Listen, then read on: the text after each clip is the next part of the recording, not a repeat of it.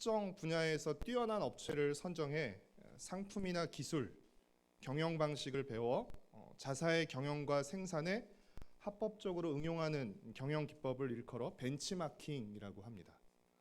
쉽게 말해서 뛰어난 상대에게서 배울 것을 찾아 배우는 것입니다. 그렇다면 오늘 우리 교회가 벤치마킹할 좋은 교회, 뛰어난 교회는 어떤 교회일까요? 예전에는 좋은 교회 하면 몇몇 떠오르는 교회가 있었지만 요즘은 안타깝게도 그런 교회가 쉽게 떠오르지 않습니다. 어쩌면 세드록교회라는 좋은 교회를 다니고 있기 때문인지도 모르겠습니다.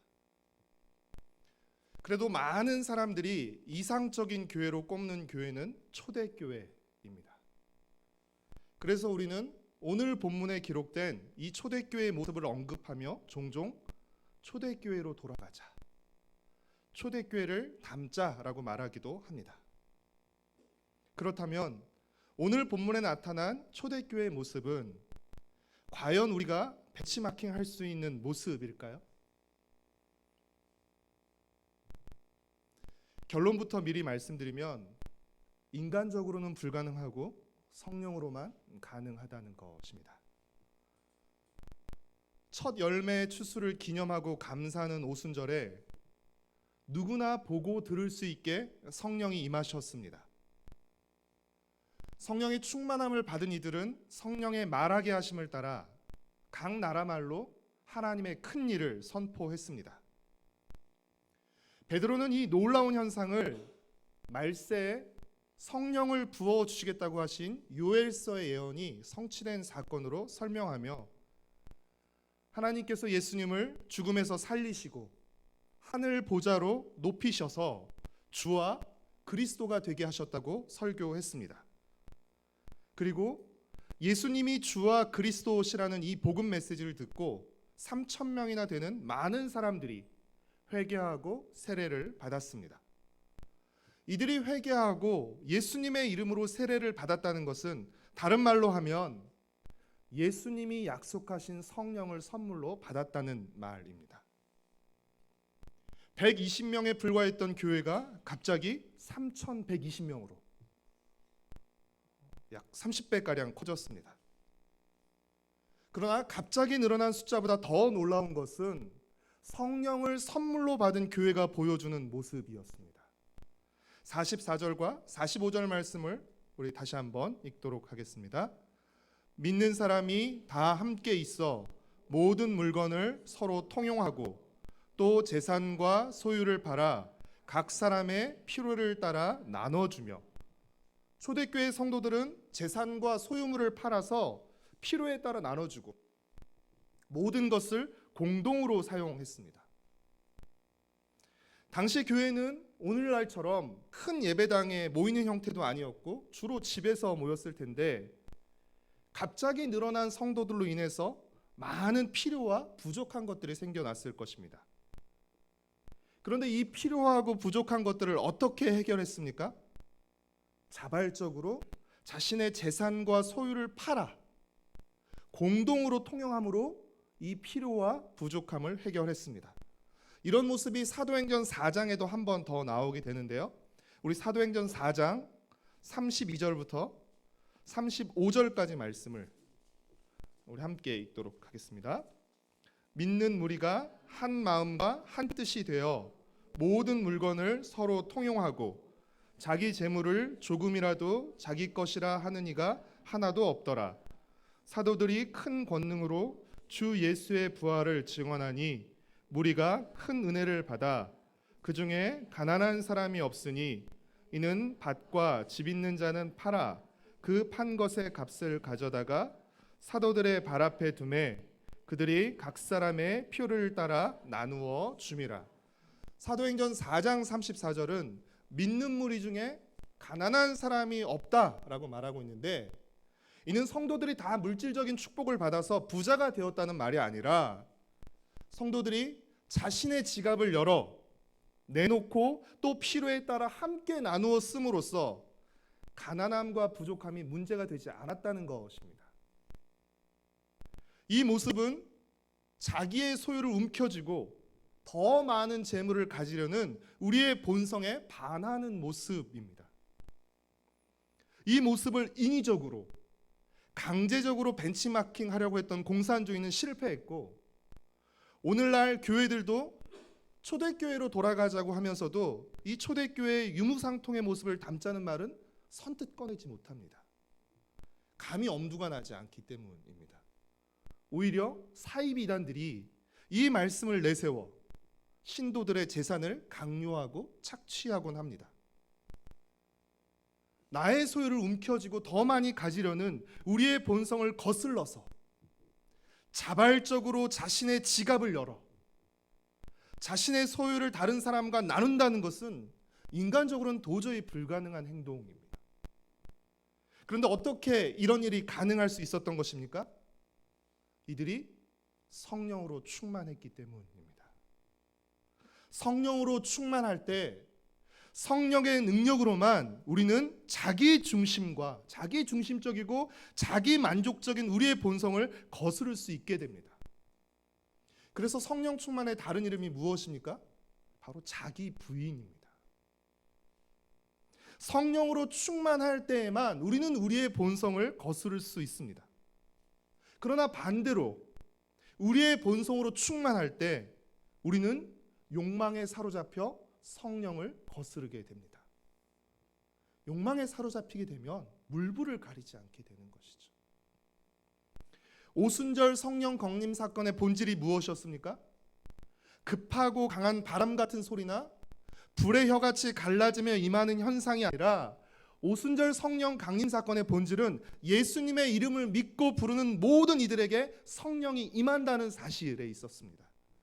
마찬가지로 오늘 본문이 보여주는 초대교회의 본질은 재산을 팔고 통용하는 것이 아니라 성령을 받은 사람들이 만들어내는 교회 공동체의 모습, 성령을 받은 사람들이 모여서 만들어내는 교회 공동체의 모습을 통해서 그 모습을 만들어내는 성령님이 어떤 분이냐 하는 데 있다는 것입니다.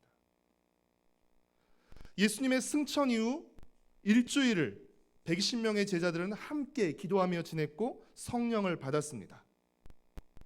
그리고 그들이 각 나라의 말로 전한 복음과 베드로의 설교를 듣고 3,000명의 무리들이 회개하고 예수님을 믿고 성령을 받았습니다.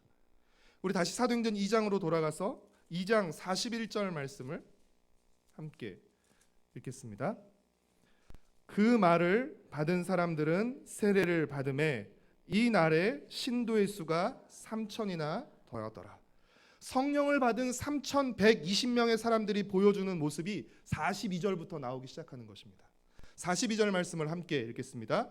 그들이 사도의 가르침을 받아 서로 교제하고 떡을 떼며 오로지 기도하기를 힘쓰니라.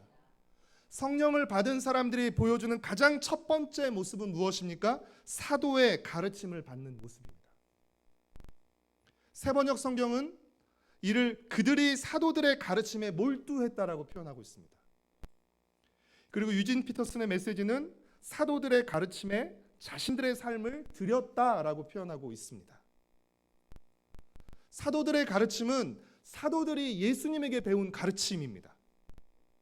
이는 곧 예수님에 대한 가르침이라고 할 수 있는 것이죠. 진리의 가르침이라고 할 수 있는 것입니다.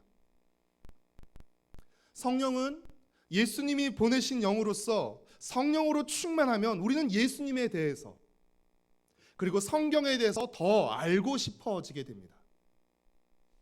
또한 성령은 하나님의 영으로서 하나님의 백성으로 하여금 성경을 깨닫고 순종하도록 이끄십니다.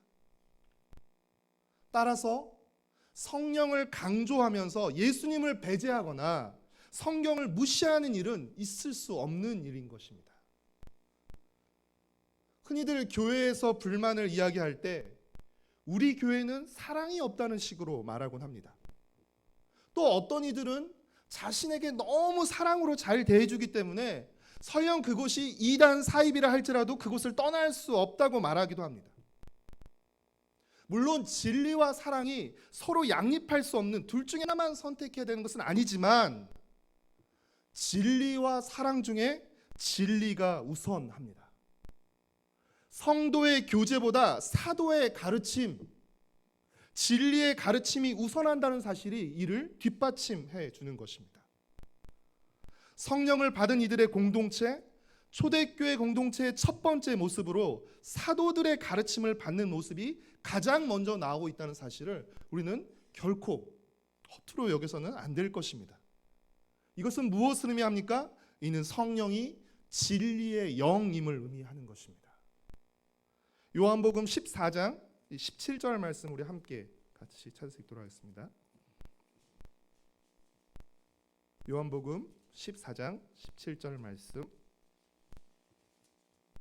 함께 읽겠습니다. 그는 진리의 영이라 세상은 능히 그를 받지 못하나니 이는 그를 보지도 못하고 알지도 못함이라. 그러나 너희는 그를 아나니 그는 너희와 함께 거하시며 또 너희 속에 계시겠음이라. 성령은 진리의 영이시며 또한 사랑의 영이십니다. 그렇기에 성령이 만들어내는 교회의 두 번째 모습은 무엇입니까? 서로 교제하고 떡을 떼는 것입니다. 여기서 떡을 떼는 것은 좁게는 성찬식을 의미하고 넓게는 식탁 교제를 의미한다고 할 수 있습니다. 다시 사도행전 2장으로 돌아와서 2장 46절 말씀을 우리 함께 읽도록 하겠습니다. 날마다 마음을 같이하여 성전에 모이기를 힘쓰고 집에서 떡을 떼며 기쁨과 순전한 마음으로 음식을 먹고. 성도들 중에는 종도 있었을 것이고 과부도 있었을 것이고 가난한 사람들도 있었을 것입니다. 아마도 서로의 집에서 교제를 하고 식사를 하는 과정에서 재산과 소유를 가진 이들이 기꺼이 자신의 재산과 소유를 팔아 이들에게 베풀고 대접했을 것입니다. 설교를 준비하면서 읽은 책에서 서로 돌보고, 초대교회 성도들이 서로 돌보고 나누는 모습을 이렇게 표현하고 있었는데요. 아무도 비난하지 않았고 아무도 시샘하지 않았으며 아무도 인색하게 굴지 않았다. 거기에는 교만도 치욕도 없었다. 가난한 사람들은 부끄러움을 몰랐으며 부자들은 거만함을 몰랐다. 초대교회에 가난한 자들이 다 없었다는 것이 아닙니다. 초대교회에 다 부자들만 있었다는 것이 아닙니다. 그들 중에 가난한 이들도 있었고 부한 이들도 있었지만 가난한 사람들은 가난 때문에 부끄러워하지 않았고 부자들은 자신이 가진 것 때문에 거만을 떨지 않았다는 것입니다. 왜 이들이 자발적으로 자신의 소유를 팔고 나누고 베풀었습니까? 예수님을 믿음으로써, 예수님을 주님으로 믿음으로써 이제 서로를 형제로 이해하고 받아들였기 때문입니다. 우리 요한일서 3장 16절과 17절 말씀을 우리 함께 같이 찾아서 읽겠습니다.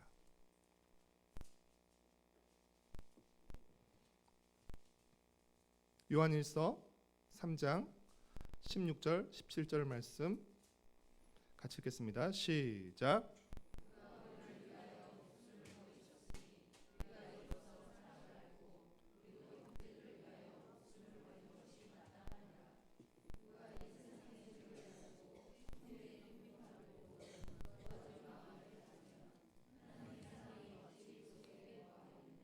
서로를 형제로 받아들였기 때문입니다. 사도의 가르침과 성도의 교제는 사실 별개가 아니라 사도의 가르침의 결과가 성도의 교제와 돌봄으로 나타나게 된 것입니다. 사도행전 4장 34절에서 무리 중에 가난한 사람이 없었다라고 하는데 그 앞에 어떤 말이 있죠? 큰 은혜를 받아라는 말이 있습니다. 진리의 가르침을 통해 큰 은혜를 받았기에 사랑의 교제와 나눔이 가능했던 것입니다. 앞서서도 말씀드렸지만 우리의 본성은 철저히 자기 중심적이고 자기 만족적입니다.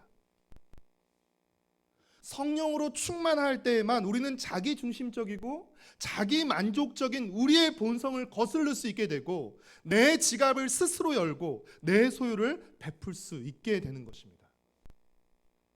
이는 성령이 어떤 분이신 것을 의미하는 것입니까? 성령이 사랑의 영임을 의미하는 것입니다.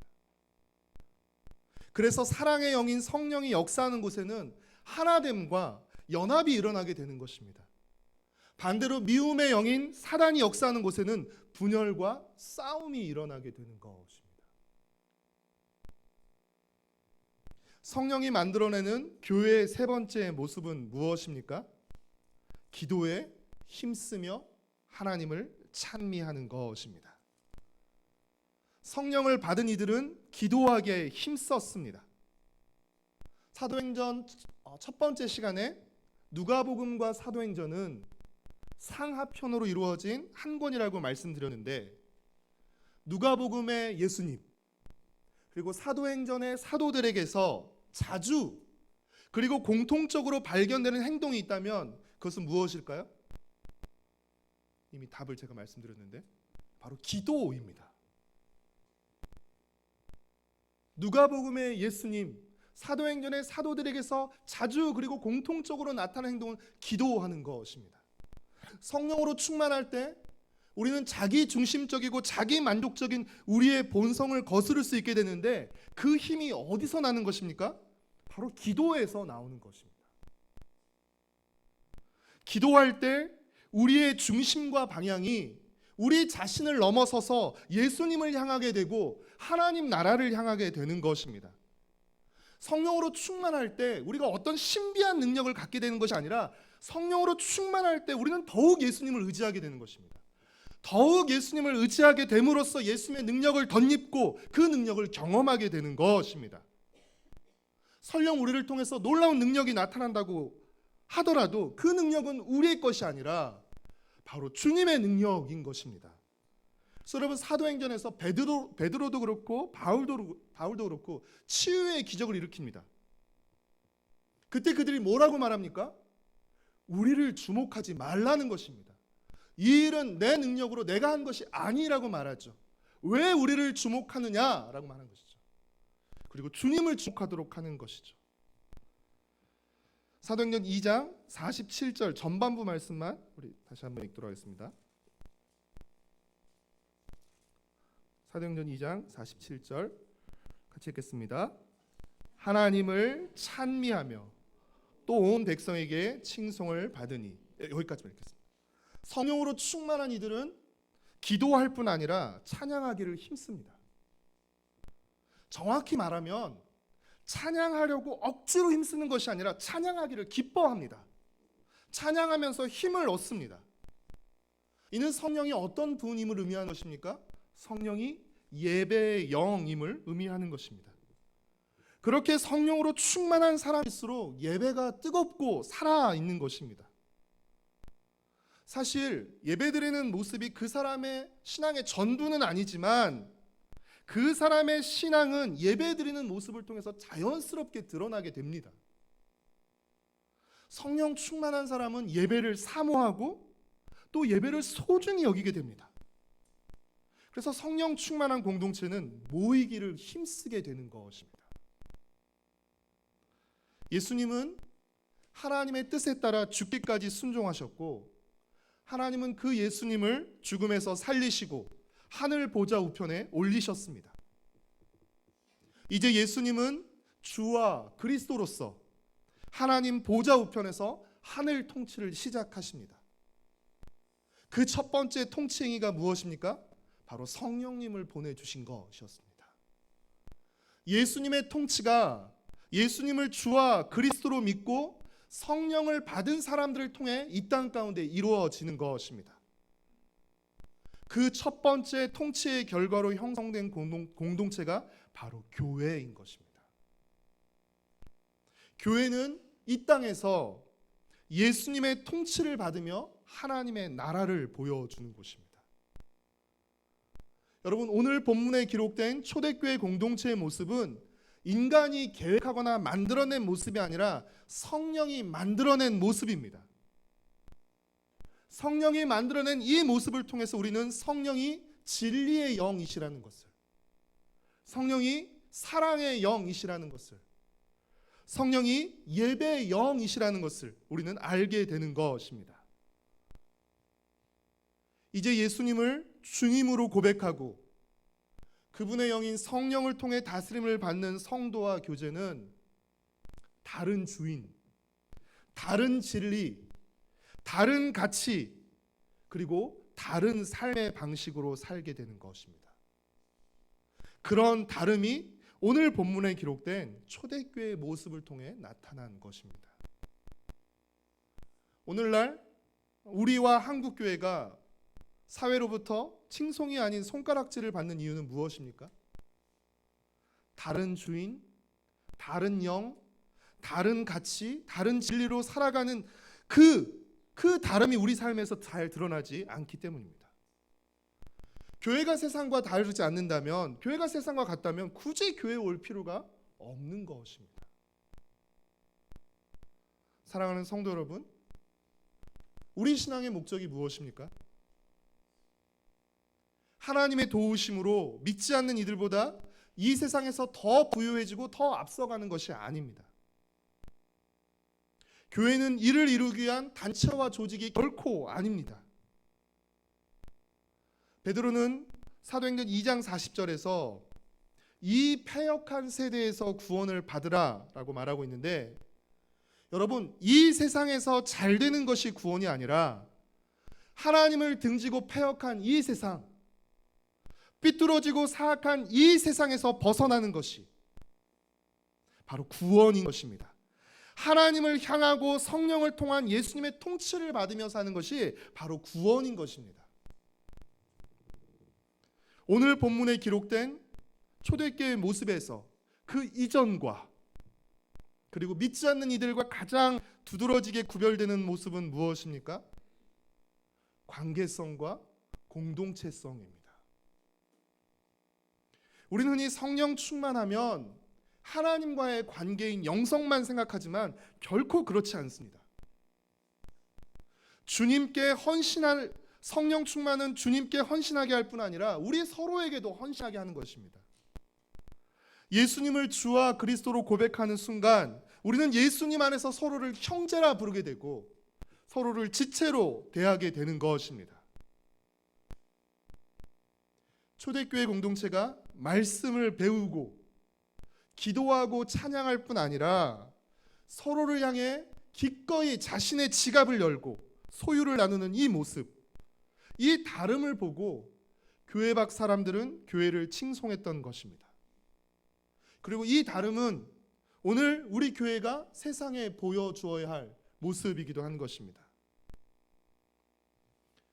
사랑하는 성도 여러분, 우리의 본성은 자기중심적이고 자기만족적입니다.